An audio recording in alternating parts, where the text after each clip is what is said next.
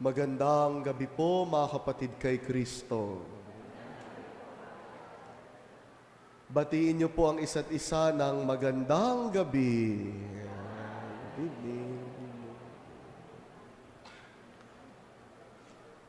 Sa ating ebanghelyo ngayon, sinabi ni Jesus, hindi niyo pa kayang unawain ang lahat ngayon.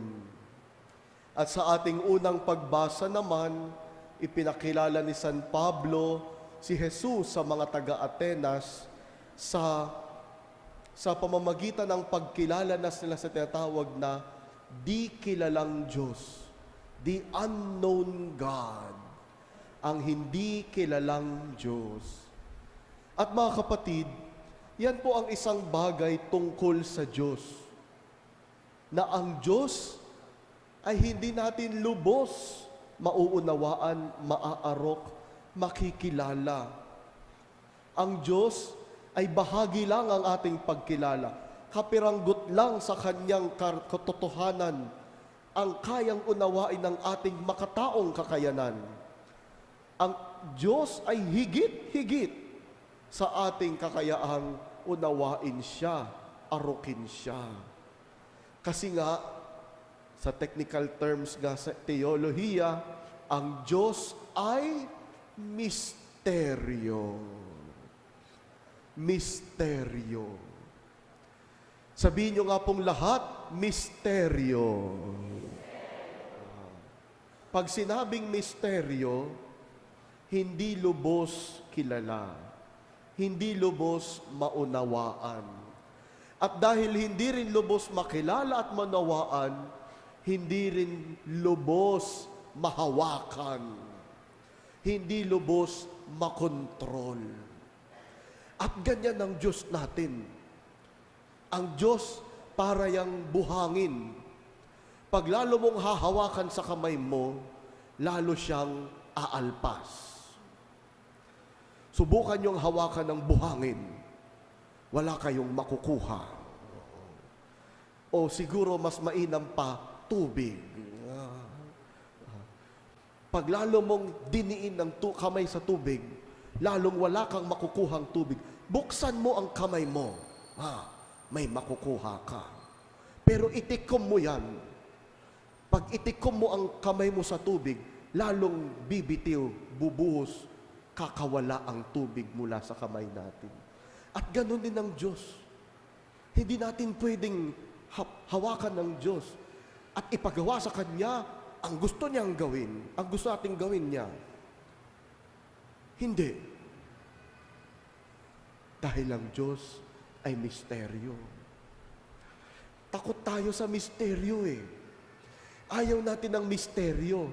Kasi kung misteryo, pag hindi natin kilala, hindi natin alam anong dapat nating pagtugon. Baka mabigla tayo. Baka hindi tayo handa. Pero, kailangan magkaroon tayo ng pusong payapa sa katotohanan na ang Diyos ay laging hihigit sa ating pag-unawa. Siya ay misteryo. Amen? Sa totoo lang, hindi lang Diyos ang misteryo eh. Pati kapwa-tao. Hindi pa yan Diyos. Nilalang lang ng Diyos. Pero kahit kapwa-tao, misteryo yan. Halimbawa, sino po sa inyo may asawa, taas ang kamay? Ba't yung iba ay parang nahihiyang may asawa sila? Kilala ko kayo, kilala ko sino may asawa sa inyo. Sino may asawa, taas ang kamay? Yan. Ba't parang pati yung walang asawa, nakitaas na? Sino yung pinakamatagal? Sino bang pinakamatagal ng meron bang 40 years na? 40 years. Wow! Meron bang 50 years? 50 years. Medyo malayo lang. Wala akong wireless mic papunta. Sister Helen na lang. Ilang years na kayo, Sister Helen?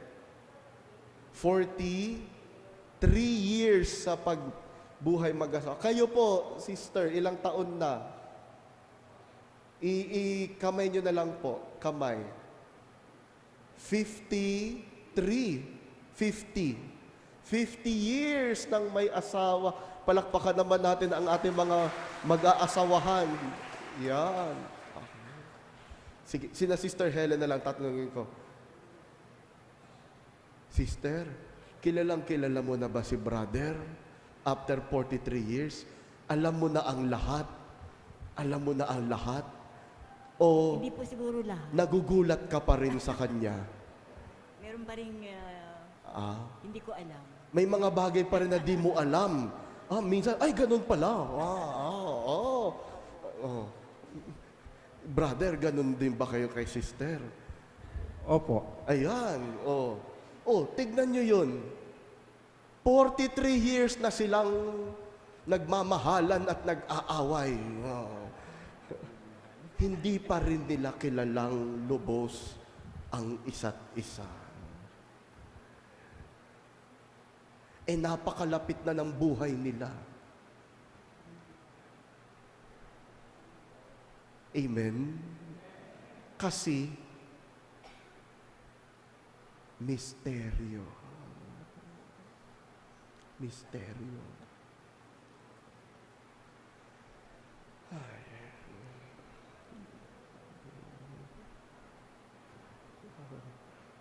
Kaya pag misteryo, ano ang tugon ng tao? Misteryo pala. Hindi lubos mauunawaan. Hindi lubos makikilala. Pwede lang magtiwala. Pwede lang magtiwala at pwede lang gumalang. Pag misteryo, hindi natin pwedeng hawakan sa leeg.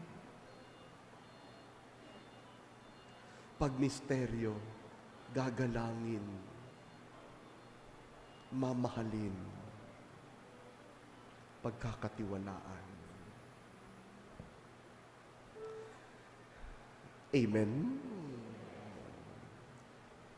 Pati mga anak natin, misteryo yan. Misteryo sila. Pati ang mga magulang natin, misteryo sila. Pati nga yung alagang aso, pusa, alagang halaman, misteryo sila. Pati ang mga bundok at ilog, ang langit at mga tala, misteryo sila. At bakit sila misteryo? Kahit pa hiwa-hiwain yan sa ilalim ng microscope, hindi pa rin lubos mauunawaan. Bakit misteryo sila? Kasi ang lumikha sa kanila, misteryo rin. At pati ikaw at ako, misteryo tayo. Tignan niyo yung katabi ninyo. Misteryo yan.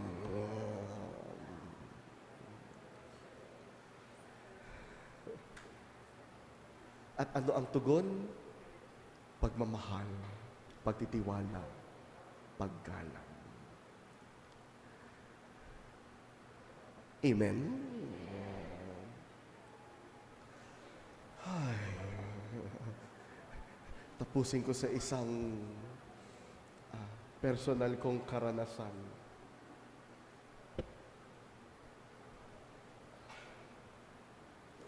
Alam niyo po, alam niyo naman na siguro ang kwento ko, no?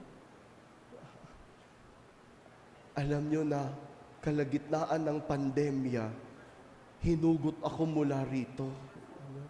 Nabigla kayo, di ba? Kung nabigla kayo, ako rin. Misteryo. Misteryo. Pinag-aral ako ng psychology. Hindi ko ba alam anong nakita nila sa akin? Baka sabi nila, may konting topak tong si Father JD. Pag-aralin nga natin ang psychology. Ang gusto ko talagang pag-aaral at ang palagay ko mayroon akong likas na kagalingan ay biblical studies. Sapagkat, yun nga, nagtuturo pa ako ng Hebrew at Greek sa seminaryo. No? Pero iba ang kalooban ng Diyos. Misteryo. Naging malinaw lang sa akin ng lahat. Nung minsan, may kumausap sa akin na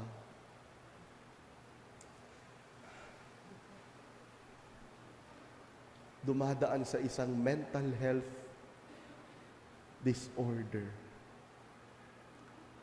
Trigger warning sa lahat.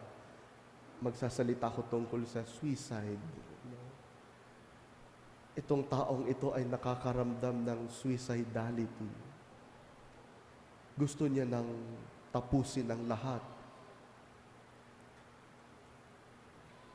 Talagang mabigat ang kanyang pakiramdam. Buti na lang, pumunta muna siya sa akin.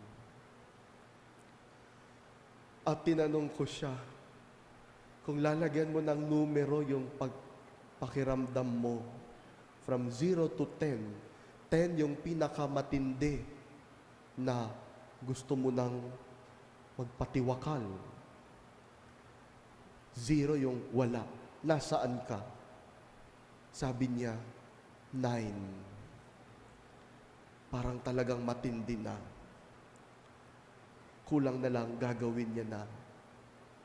Hindi ko alam anong sumapi sa akin. Pero tinanong ko siya, nasa 9 ka. Bakit di na lang 10?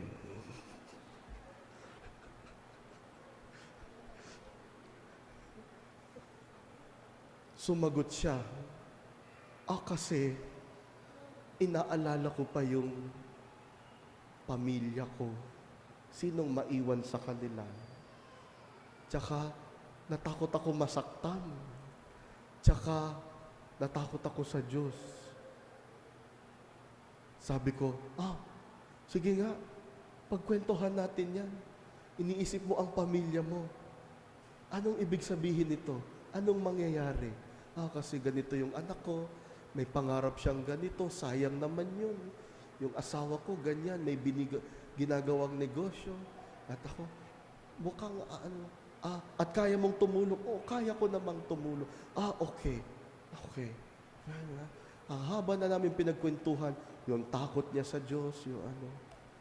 Hanggang sa huli, tinanong ko ulit siya, ngayon, kanina nasa 9 ka. Nasaan ka na ngayon? Kamusta na yung pakiramdam mo na gusto mong tapusin ang lahat? Sabi niya, 2 na lang po. 2. Sabi ko, ba't di na lang 3? Nagkwentuhan na naman kami. Hanggang maging 0 na lang.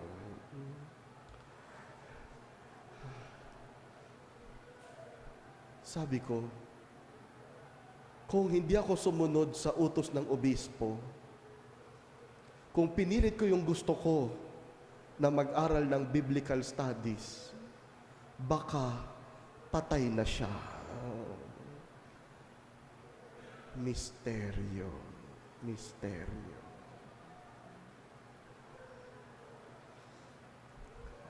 Amen. Ano ang misteryo sa buhay mo na inaanyayahan ka ng Panginoon na mahalin, galangin, at sundin?